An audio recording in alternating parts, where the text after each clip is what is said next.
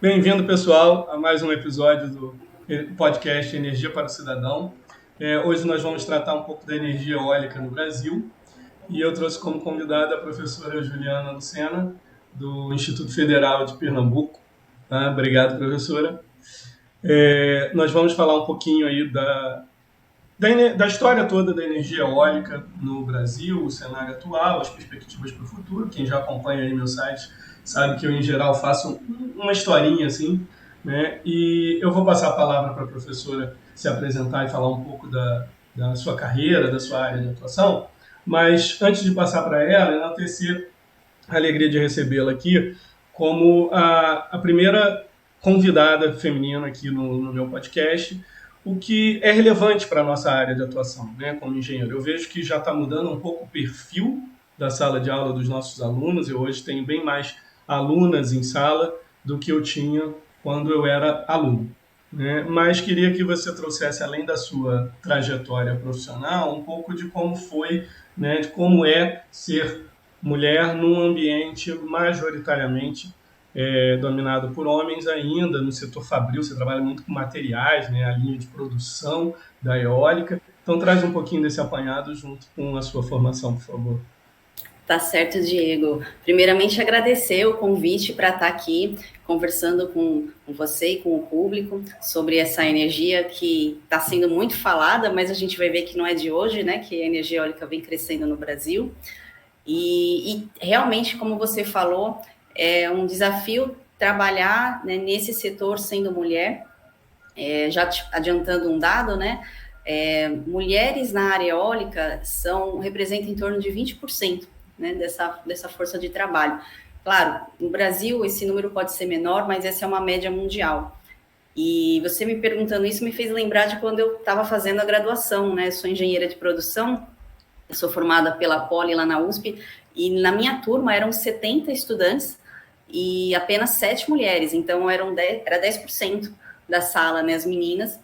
Então, assim, quem opta, né, por fazer a área de exatas, né, como se dizia na época, já tinha isso em mente, né, que ia lidar com o mercado, né, dominado por homens, mas aquela coisa, né, o gosto pela área de exatas e pela engenharia, né, fez com que a gente superasse nessas dificuldades. E aí, seguindo, né, falando um pouquinho, então, da minha formação, depois da graduação, eu fiz um mestrado em engenharia mecânica também, né, sendo minoria, né, como mulher nessa área, e depois eu já quis fazer logo o doutorado. Então, terminando o mestrado, já fui para o doutorado na área de energia, né, na UFPE. Então, de São Paulo, eu me mudei para Pernambuco, onde estou até hoje. E no doutorado, eu estava acho que no segundo ano do doutorado, eu recebi um convite para atuar na indústria eólica. Foi, né, na época que a indústria estava naquele boom aqui no Brasil, né, consolidando a indústria de componentes das turbinas, um salário muito bom, muito atrativo. E aí eu resolvi, né, voltar para São Paulo e passei um ano em Sorocaba, trabalhando numa fábrica de pás de turbinas eólicas. Também um ambiente fabril, maioria homens, muitos engenheiros formados pelo ITA, né, que para mim foi uma experiência interessante, porque eu vim de uma outra escola de engenharia, e foi um aprendizado enorme. Mas foi nesse momento que eu senti que eu queria seguir carreira acadêmica. Então, no mestrado, já com a bolsa, né, de mestrado, a gente já dava aula, né, você tem que dar aula, né, que é o estágio de docência. Então, já tinha uma experiência como professora, já tinha sido professora substituta do Departamento de Engenharia Mecânica lá da Federal de Pernambuco. Então, realmente foi quando eu pensei, não, quero seguir carreira acadêmica, vou voltar para Pernambuco, resgatei minha bolsa de doutorado, terminei nos 4 anos, e meu orientador dizia Nossa. assim, olha, Juliana, você vai demorar para conseguir passar no concurso. É normal, né, um professor demorar uns 2 anos para entrar no concurso público. Só que era um momento importante, né? Estava em aquecimento, né? Esse mercado de concursos e as universidades e institutos federais precisando, né, de professores para fazer as suas expansões. E foi quando, em dezembro de 2008, eu consegui, né, eu entrei, era uma vaga para professor com formação em engenharia de produção. E estou até hoje, né, lá no Instituto Federal de Pernambuco, no campus Ipojuca, não sei quem conhece, é Litoral Sul. O pessoal conhece Porto de Galinhas, né, as praias do Litoral Sul. Pronto, Ipojuca é um município conhecido por essas belas praias. E lá temos um complexo portuário e industrial, que é o complexo de Suape, que abriga várias empresas, né, do setor de petróleo e gás, a indústria de plásticos. Tinha um estaleiro de construção naval, né, que infelizmente foi fechado, e abriga também empresas da área eólica. A LM, né, que é da GE, possui uma única fábrica no Brasil de pás de turbinas eólicas, e essa fábrica está aqui em Pernambuco. E aí, com a vinda dela, chegaram outras empresas, né, como a Sil Kits Eólicos, que fabrica os kits, né, madeira balsa, espuma, para as pás. E aí fortalece, né, essa indústria aqui na região e abastece principalmente a região Nordeste, né? Bahia, Ceará e Rio Grande do Norte são os principais clientes dessas pás que estão sendo fabricadas aqui em Pernambuco. Então, assim, eu gosto muito dessa área, né, porque você vê, até falando para quem está na engenharia ou que vai cursar uma engenharia.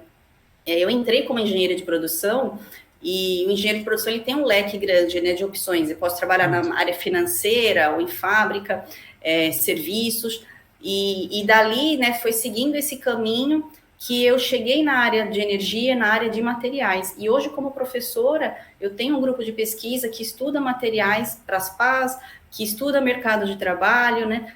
Tive um projeto que eu rodei ano passado, que é o Mulheres na Eólica, justamente para incentivar que mais meninas possam estar cursando carreiras nas áreas de tecnologia e ciências e que possam também ter uma facilidade, né, no ingresso a esse mercado do setor eólico.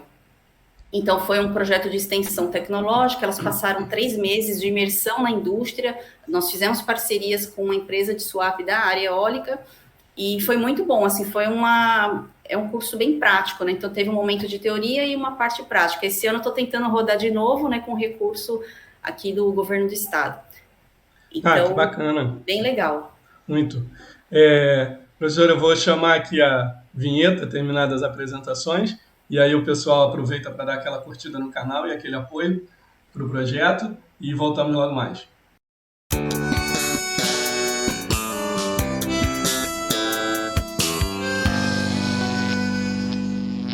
Professora, vamos lá. Eu vou até dar uma invertida aqui nas perguntas, dado que você trouxe esse histórico aí, fabril, né?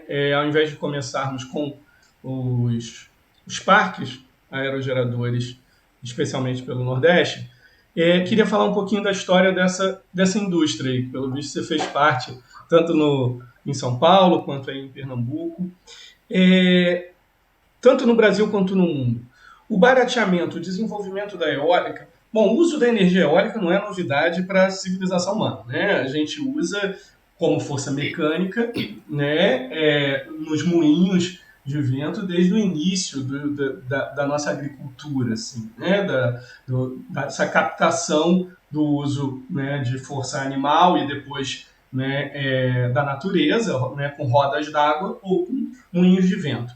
Mas, obviamente, para a geração elétrica, ele levou séculos aí para chegar nela. E mesmo quando chega o gerador elétrico, os moinhos têm os primeiros protótipos usando moinhos no início da eletrificação, mas aquilo não se mostra ainda comercial, competitivo, grande escala. As hidrelétricas vêm antes, a termoelétrica vem antes, e ao final do século XX começam os principais parques geradores eólicos ali no Reino Unido, na Alemanha, muito financiado com projetos bem específicos de investimento, né, de tarifação que estimulava uma indústria ainda nascendo. Eu quero saber uma coisa, com toda essa, você trouxe até como tinha muitos membros do ITA, né, muitos profissionais do ITA na fábrica. A eólica, ela é uma indústria que se beneficiou do know-how da aeronáutica, né, da engenharia de materiais por trás dos equipamentos, dos processos fabris, dos perfis aerodinâmicos, da modelagem computacional. Isso ajudou em algum momento a indústria eólica a ter uma redução de custos para se tornar de fato competitiva como é hoje?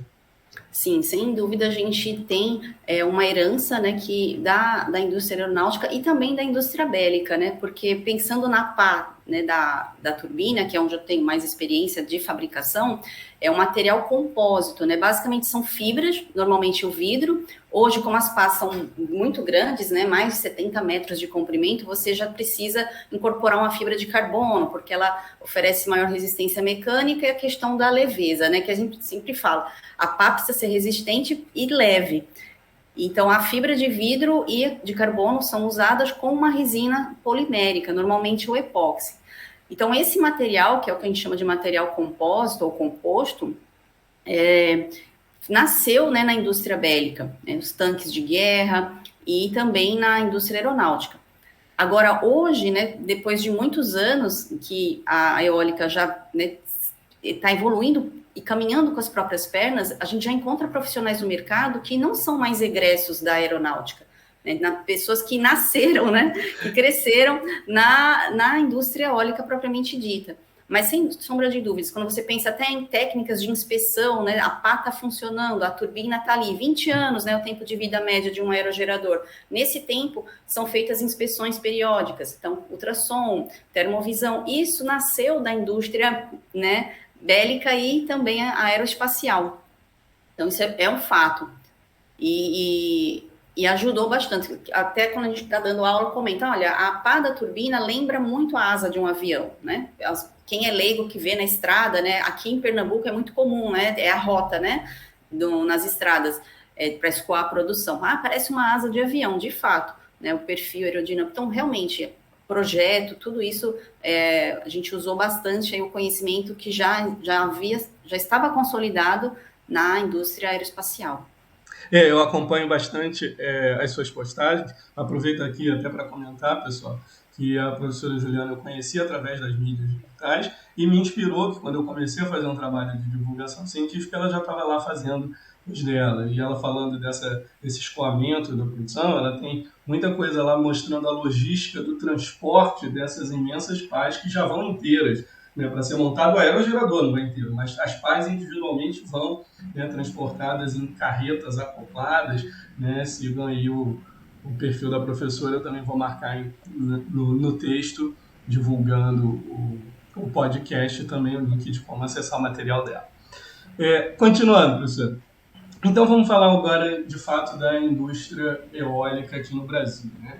Ela se dá da mesma forma, similar à Europa ali, como eu falei, no final do século XX, ela começa no Brasil com o Proinfa, né? Um programa de investimentos em fontes alternativas de energia, né? Então ele ajuda a custear, né? Ele paga uma tarifa que seria maior do que a época no mercado, né? Para uma indústria ainda em início. Isso se dá em 2022, estamos vivendo 20 anos aí do Proinfa, e de lá para cá muita coisa mudou. Mas esse início, essa primeira década, era necessária uma política bem forte. Você pode contar como foi esse início da indústria nossa? Porque, se me permite, já dando talvez um spoiler, uma coisa que eu acompanhei, né, que vi muito, era que o Brasil, isso é falha em qualquer área, na minha também, né, o Brasil é muito carente de dados. Né? Quando a gente vai querer estudar energia solar, ou qualquer input, a gente mede pouco, a gente conhece muito pouco o nosso território. E parte do desafio a ser vencido no início da indústria eólica era uma desconfiança se nós tínhamos bons ventos ou não, porque a gente sequer media. A gente vai para a praia e sente aquele vento gostosinho, mas não é isso que você precisa para gerar energia eólica. Então, por favor, professor. Exato, Diego. Vamos lembrar que, né, você citou o Proinfa, né, em 2002, mas a primeira turbina eólica, né, instalada no Brasil foi em 1992, em Pernambuco, na ilha de Fernando de Noronha, mas era uma turbina de pequeno porte. Ela tinha 17 metros o diâmetro do rotor, então ela era uma turbina de 75 kW. Hoje a gente está falando de turbinas de 7 mega, então 100 vezes maior, né, do que essa primeira. Então era uma turbina mais para fins experimentais, para realmente conhecer como é a questão, né, do vento aqui, né, no Brasil. E aí, em 2001, nós tivemos aquela crise energética, o apagão, né? Talvez muitos que estão ouvindo não eram nascidos ainda, mas foi um susto para o país, né? Você coloca, né, em risco, né, a nossa segurança energética, porque naquela época a nossa matriz elétrica ela dependia fortemente das hidrelétricas, então mais de 90%, né, era hidrelétrica. E aí foi onde se pensou, olha, a gente precisa diversificar a nossa matriz por uma questão de segurança energética. Vamos, então, investir em fontes alternativas. Então, em 2001 ainda nasceu o Proeólica, que era justamente um programa para incentivar esses empreendimentos da fonte eólica.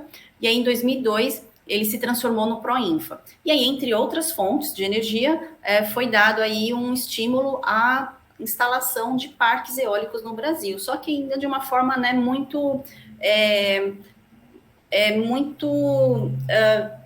caminhando, né, engatinhando, vamos dizer assim, porque nós não tínhamos ainda uma tecnologia consolidada como hoje, uma tecnologia cara. O primeiro leilão de contratação, né, exclusivo para a fonte eólica só aconteceu em 2009. Então, nesse tempo, do tempo de criação do Proinfa, para a gente poder, de fato, começar a ver as contratações de energia eólica nos leilões, você vê que passaram-se mais de 5 anos. Então, teve toda uma inércia, mas foi o tempo da cadeia produtiva começar, né, a se fortalecer aqui no Brasil, tanto é que foi em 2006 que eu fui chamada para trabalhar, né, em Sorocaba, então casa com essa história, que o mercado começa a aquecer, a indústria nacional se desenvolver e precisamos de profissionais para essa área.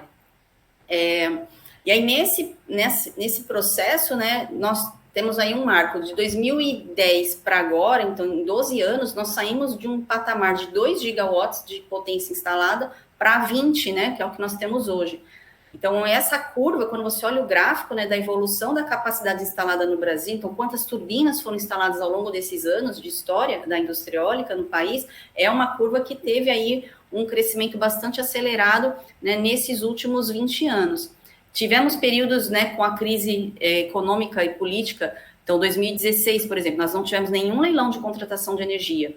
E mesmo os que são realizados, por exemplo, em 2022, você contrata hoje para que você só enxergue, né, a concretização, né, dessa contratação, né, o parque eólico entrando em operação 2, 3 anos à frente. Sim. Então, é algo que, para a gente entender o gráfico, né, então teve instalação de parques, mas eram de leilões de contratações realizadas em anos anteriores. Sim, exatamente. Você trouxe, né, que o primeiro leilão é de 2009, ou seja, a fonte só foi entrar na década seguinte, né? Dá para a gente dizer que a primeira década deste século foi desse engatinhar e esse aprendizado, e na segunda década, de fato, a gente vê uma explosão aí da indústria, que hoje, né, o último dado, quando eu pego o Balanço Energético Nacional de 2021, a eólica foi responsável por 8,8%, né, praticamente 9% da geração elétrica do Brasil ano passado foi proveniente de parques eólicos, né? E esse valor continua a crescer. Então vamos falar um pouquinho agora das instalações, né? Eles se concentram a maior parte no Nordeste e eu acho que dá para a gente pontuar 2 estados como os grandes líderes, né? Ceará e Rio Grande do Norte, ou seja, a gente está falando não só do Nordeste, mas daquela curva para cima, em diante, né? Parece que o que dá ali para o mar, na direção norte, é um vento melhor do que todo o leste ali da Bahia até Pernambuco, Paraíba, etc. Mas todo o Nordeste tem potencial, a gente tem eólicas, ou viremos a ter eólica por todo esse litoral, ou realmente se concentra nesse alto? Certo. Deixa eu aproveitar, então, que você está perguntando sobre esse potencial e complementar a resposta anterior que eu acabei não te respondendo. Nessa época do 2002, né, do Proinfa, nós não tínhamos ainda um Atlas, né? Então, o primeiro Atlas da energia eólica no Brasil foi nessa época. E hoje, você olha para esse Atlas, né, nós já temos novas medições e esse Atlas foi atualizado de lá para cá, mas naquela época eram ventos para torres com 50 metros de altura, que hoje a gente já não trabalha mais com essa altura, né, do hub, né, onde fica na série. Então, a gente está trabalhando com pelo menos 100 metros de altura. Então, esse Atlas, que na época dizia que o nosso potencial era de 143 gigawatts, vejam, a gente hoje tem 20 giga. Naquela época dizia que era 143. Então, mesmo que fosse, né, tá bom, né?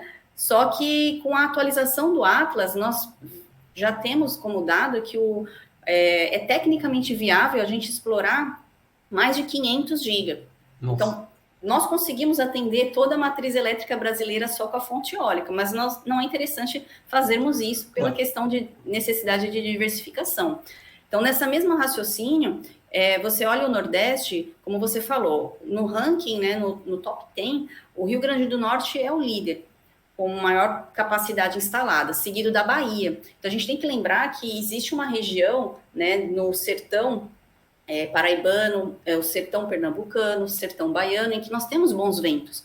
Então, não necessariamente você vai ter que encontrar parques eólicos na costa do Nordeste brasileiro. Né? Existe, sim, regiões com ventos de boa qualidade, Ceará, Rio Grande do Norte, parece que, né, como a gente fala, onde o vento faz a curva, né? Já ali na pontinha do Nordeste, lá em cima. Mas temos regiões muito atrativas no sertão baiano. Fato é que ocupa a segunda posição, né, no Brasil, em termos de turbinas instaladas. Piauí também é um estado do Nordeste que merece destaque. Na verdade, o único estado do Nordeste que não temos parques eólicos é o estado de Alagoas. Mas a gente olha para o Nordeste e enxerga, nossa, que região rica, né? Você tem plantação, né, da cana-de-açúcar, então você já tem a biomassa, você tem a incidência de radiação solar, um dos maiores também do mundo, então favorável à fotovoltaica, e a eólica também com ventos de qualidade. O que é um vento de qualidade? Né? Um vento intenso, constante, um vento estável, que não muda de direção com frequência.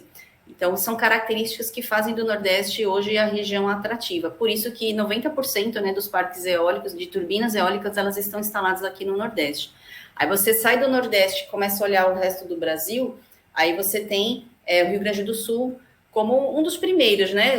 Os parques eólicos, né? A gente fala muito do Complexo de Osório, né? Um parque já antigo, mas é onde, no momento em que aqui, Rio Grande do Norte, Ceará, estavam ainda com alguns parques, Taíba, né? Hoje que são parques considerados pequenos, mas o Osório já tinha um destaque no cenário nacional lá no Rio Grande do Sul. Hoje o Rio Grande do Sul ocupa a posição número 5 no nosso ranking, né? São 12 estados brasileiros, né, que contribuem para essa produção da fonte eólica, e o Rio Grande do Sul em quinto lugar. Então, o Rio Grande do Sul é um estado de destaque, e agora com a offshore, a gente também vai ter, né, ele em destaque, porque existe projetos para instalação de usinas offshore, né, no litoral que vai do Rio Grande do Sul até Santa Catarina. Então, é uma região também que vai atrair bastante investimentos.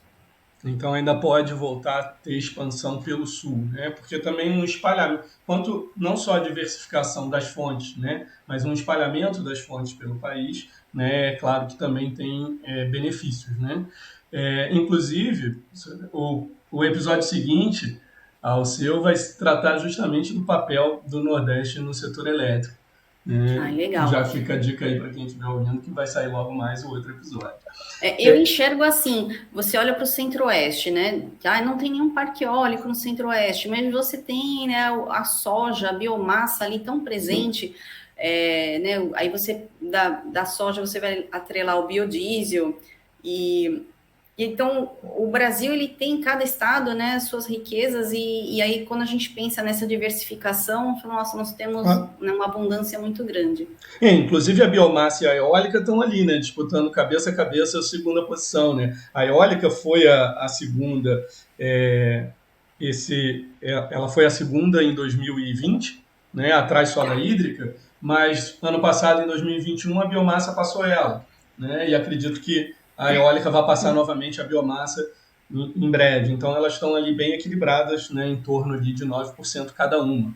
Né, e são fontes que a gente precisa expandir ainda. Né? É bom para o país.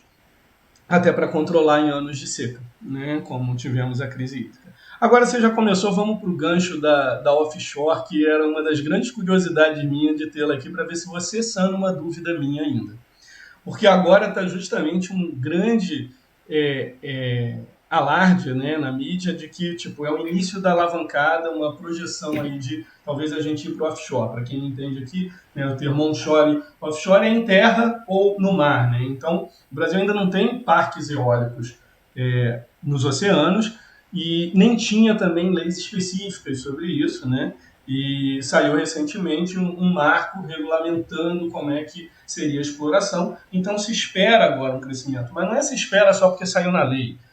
Como a professora vai trazer aí alguns números que eu já vi no material dela, mas não sei de cabeça, já tem um monte de pedidos de licenciamento ambiental, porque tudo começa com algum empreendimento que deseja ser feito e tem que pleitear licenças ambientais para aquele projeto. Então, ele já tem um pré-projeto.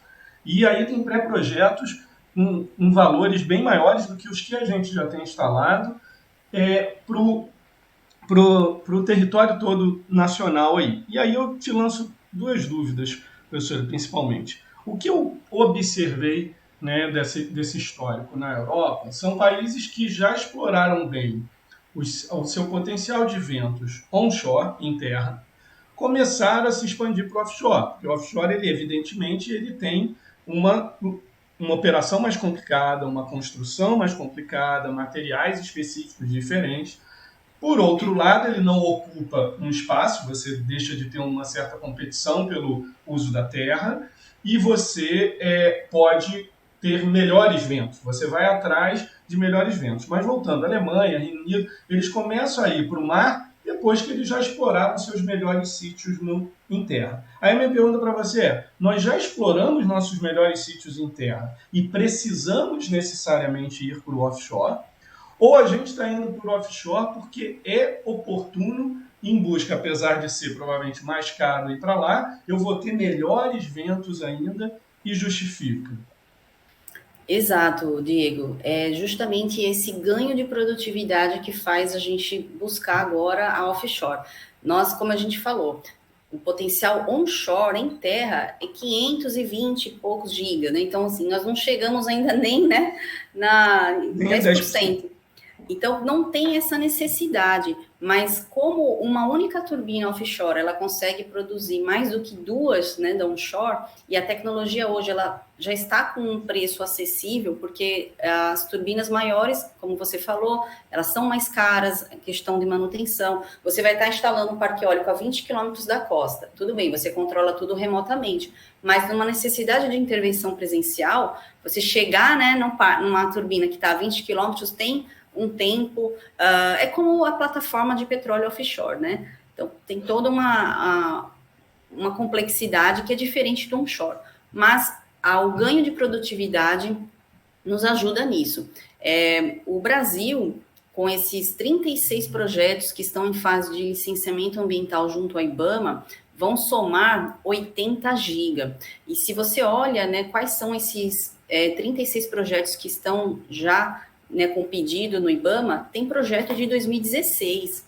Então, aquela coisa, você tinha já o projeto, mas você não tinha a legislação. E aí, esse decreto, né, 10.946, que foi agora de janeiro, ele é um marco porque ele coloca as regras do jogo. Então, isso é importante para o empreendedor, claro, que quer investir, mas que não tinha a legislação. E é lógico, existem outros desafios para a gente superar. A questão dos ventos. Nós já temos medições de vento, só que ainda carecemos de medições de mais qualidade. A gente precisa caracterizar melhor esse vento offshore, que é diferente do onshore. Falta ainda a gente avançar mais nessa questão de análise de dados. Falta ainda a gente avançar na questão da logística portuária, né? São PAs muito grandes, então a questão dos nossos portos, de estarem adequados para receber essa carga e transportar, então essa logística precisa ainda de melhorias, mas isso não é uma realidade só do Brasil, né? Nesse programa de liderança global Mulheres na Eólica, que eu participei em 2021, então a gente tinha engenheiras, né, de todas as partes do mundo, países emergentes, e recebemos muitas informações de grandes empresas, né, do Reino Unido, dos Estados Unidos. Então, os Estados Unidos enfrentam esse mesmo problema de infraestrutura portuária para aprimorar, né, quando o Biden colocou, vamos colocar aí 40 gigas, né, offshore. Então, isso já, né, ele, né, parte aí um desenrolar de toda a cadeia produtiva que precisa se adequar a essa nova demanda. E também a questão de linhas de transmissão, né, para a gente poder entregar toda essa quantidade de energia. E olha que curioso, né, a gente pensa às vezes mais na parte macro, mas num desses webinários era uma engenheira que trabalha com projetos offshore do Reino Unido e que agora eles estão com parques no leste asiático. E as águas são mais quentes, né, então você pensa aí na Indonésia, né, você tem águas mais quentes do que do Reino Unido. Então, aquele cabo isolante dos fios que estão passando ali por baixo do oceano, né, o poliuretano, então ele suporta, né, o aquecimento desses cabos, né? Então, a energia está sendo produzida e aí é transportada. Então, tem um sobreaquecimento desses cabos, só que você tem água fria, né? E aí o comportamento mecânico, né, do material e químico é diferente porque você mudou a temperatura. Então, eu imagino que no Brasil vai ter uma demanda muito grande de novos estudos, porque muitos projetos estão sendo trazidos da Europa, do Reino Unido, Dinamarca, Alemanha, como você falou, mas as condições climáticas aqui são diferentes. Nós temos muitas vantagens do offshore aqui, porque nós temos os ventos alísios, né, nós temos uma condição de clima que favorece, né, a offshore aqui no Brasil. Então, diferentemente de algumas regiões do planeta que você tem os tornados, né, você tem umas tempestades, então isso já também nos favorece e conseguimos explorar em águas rasas, então não precisa de muita profundidade para colocar essa turbina. Então, a própria tecnologia de exploração de petróleo e gás, que nós já temos bem consolidada aqui no Brasil, né, o Brasil dá uma aula, né, de petróleo offshore, isso tudo a gente aproveita para a indústria de eólica. Com certeza. Né? Tecnologia e mão de obra, né? Você já tem gente que sabe trabalhar ali, né? A mesma coisa quando você pensa, vamos colocar uma usina de eletrólise. Então, a gente vai pegar água do mar, vai quebrar a molécula, né, da água, produzir gás e hidrogênio usando solar ou eólica, que é o chamado hidrogênio verde, que é muito falado hoje, né? Mas o Brasil não tem mercado consumidor para todo esse hidrogênio verde que seria produzido aqui. Então, a gente teria que pegar esse hidrogênio, liquefazer, né, para poder transportar mais quantidade, manda para a Europa, que lá a gente vai ter um mercado consumidor maior do hidrogênio verde. Então não tem necessidade. Por que, né, se quer colocar essa usina de hidrogênio verde no Ceará, né? Já que o Ceará, né, está na vanguarda aí, né, de solar e eólica. Mesmo que não tenha um mercado aqui no Brasil, mas é uma possibilidade de exportação, de desenvolver essa cadeia produtiva. E como na Europa, algumas plataformas de exploração de gás natural já foram adaptadas para transportar esse hidrogênio que foi produzido em alto mar e transportar até o continente. Então, é o que eu falo, empresas como uma Petrobras, né, não são empresas de petróleo e gás, são empresas de energia. Então, eu tenho alunos lá no IFPE que cursam petroquímica, mas hoje estão trabalhando na eólica. E é isso que a gente tem que olhar, né? Não é que uma fonte está matando a outra, né? Na verdade, elas estão se adaptando para essas novas demandas e oportunidades de negócio que estão surgindo. Sim, com as renováveis.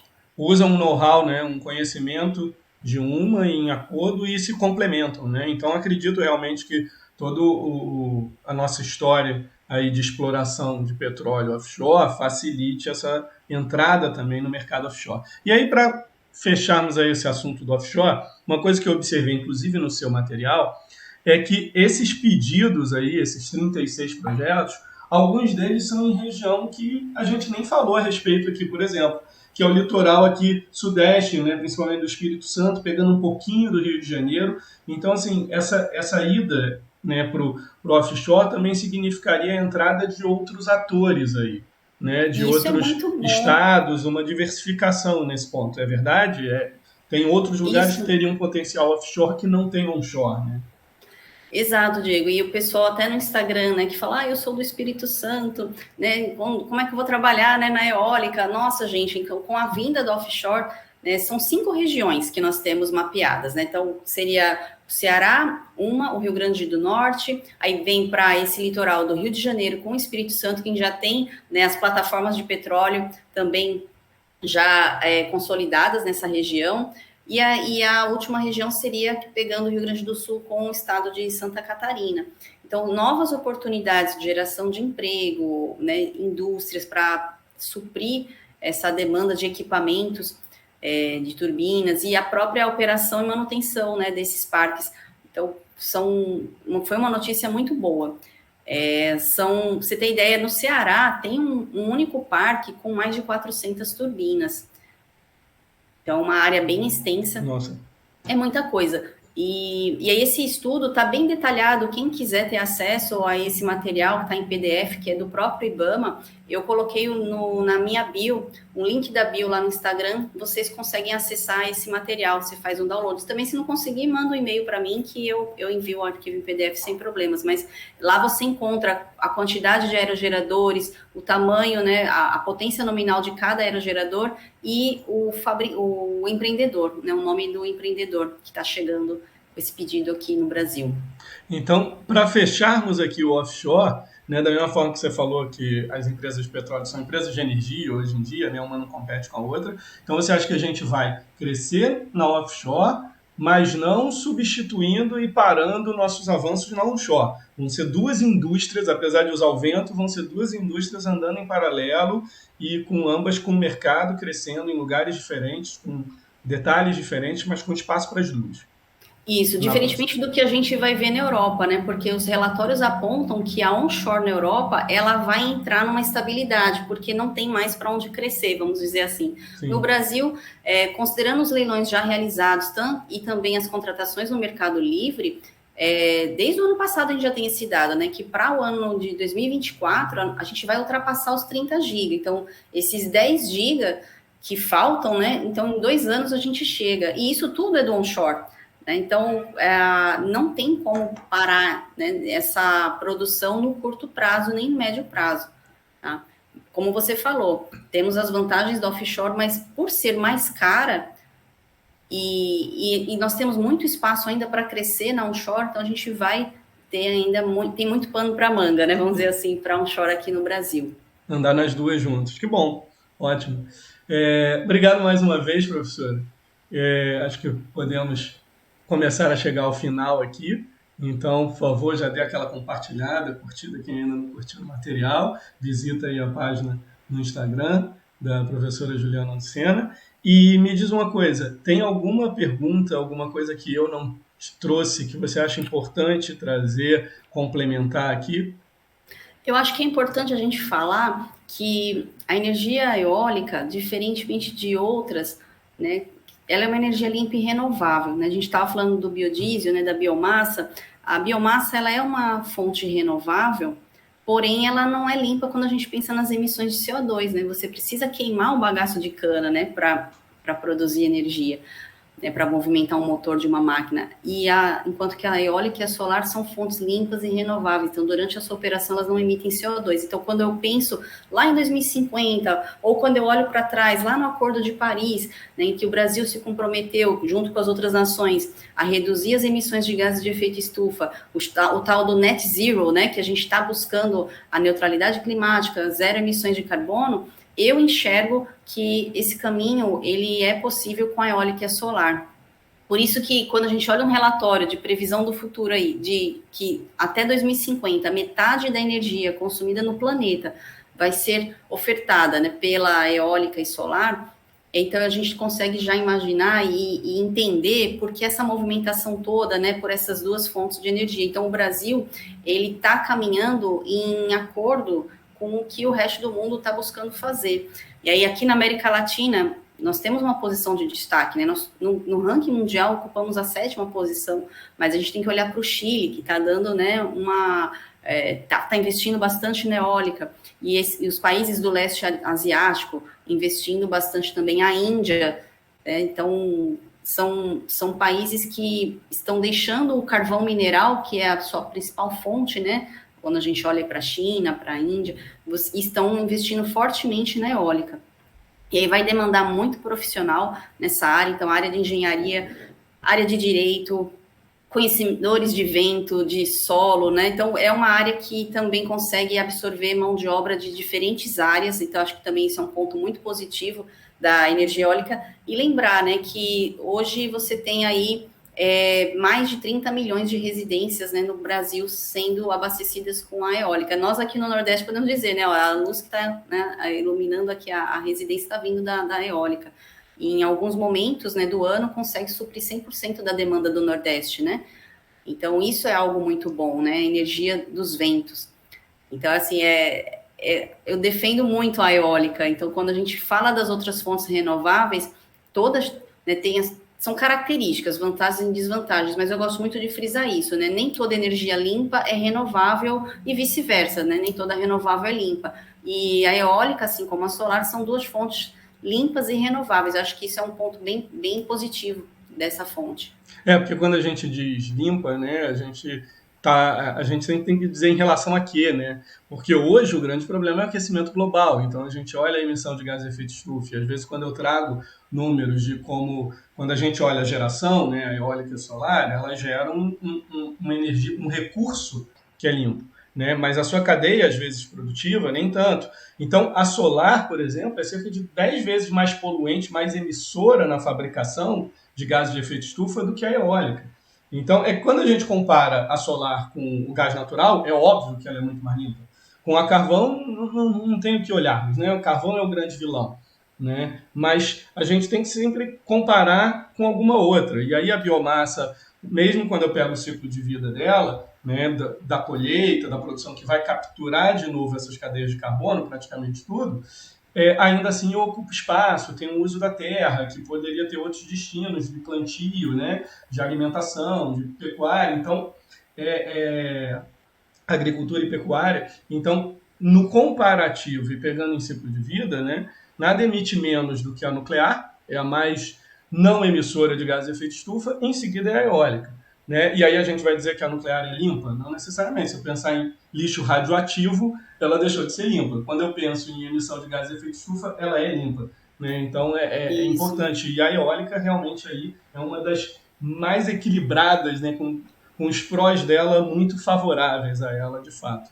Exato. A nuclear, além, né, de ter essa questão do lixo radioativo, você tem um mineral que não é renovável, né? É o que a gente fala para os estudantes, não vai existir uma fonte que seja 100% limpa. Pega o caso da própria eólica, fabricação de uma pá, leva resina epóxi. O epóxi é um polímero, veio do petróleo. Então, só que pode causar erosão do solo, você pode ter morte de aves, né, que se chocaram contra a turbina, girando, pode. Então, existem os impactos ambientais, mas eles precisam estar previstos no estudo de impacto ambiental, claro, que está sendo analisado na fase de licenciamento. E existem medidas que podem minimizar ou mitigar esses impactos. Esses dias eu postei sobre a questão de você pintar uma parte da pá de preto, porque a hélice girando deixaria de ter aquela mancha branca que a ave não enxerga, né? O campo de visão da ave, né, o campo lateral, ela usa mais para os seus predadores. Aí ela acaba se chocando de frente com as pás girando. Mas à medida que você pinta uma das hélices de preto, você consegue fazer com que ela enxergue e se desvie a tempo. Mas essa é uma solução mais barata. Existem sistemas de emissão de ondas ultrassônicas que podem fazer com que as aves e os morcegos consigam perceber esse sinal e se desviar da turbina. E em caso extremo, você também pode colocar um sistema de detecção por câmera e sonoro e frear, né, a turbina para que ela não colida. Mas isso seria em último caso. A gente sabe, né, que existe uma corrida, né? Olha, eu não quero parar a turbina para fazer manutenção, porque eu vou estar perdendo dinheiro, é lógico. Uhum. Mas existem sistemas já bastante modernos de prevenção de colisão de aves nas turbinas, que é um ponto que a gente às vezes vê na mídia, né? O pessoal tende a crucificar a energia eólica, mas não sabe que por trás já existem soluções prontas para atender esse aspecto. Claro, quanto mais a gente conhece e expande uma tecnologia, também vai arranjando algumas soluções para os pequenos problemas. É esse o desenvolvimento da engenharia, porque não existe engenharia sem impacto. A gente quer que ela impacte, porque ela traz um monte de coisa positiva. E traz alguns impactos negativos que a gente tem que aprender com eles, compensar e prever, como você bem falou. Mais uma vez, professora, muito obrigado aí pela sua contribuição, pela sua boa vontade, pelo seu tempo. Parabéns pelo seu trabalho de divulgação. Continuo acompanhando, né? Já falei aqui que me ajudou bastante no meu início nessas mídias. E quem sabe a gente tem alguma outra oportunidade aí de trabalharmos juntos. Obrigado, professora. Obrigada, viu, Diego? Eu sempre que puder e que você quiser, a gente pode estar conversando sobre energia eólica. Convido o pessoal também para estar acompanhando no feed os posts sobre energia eólica. Eu falo de material, eu falo de manutenção, mercado de trabalho, e assim a gente pode também estar ajudando as pessoas que querem conhecer mais nessa fonte limpa e renovável que é a eólica. Obrigada, viu? Obrigado. Até a próxima, pessoal. Até, obrigada, pessoal.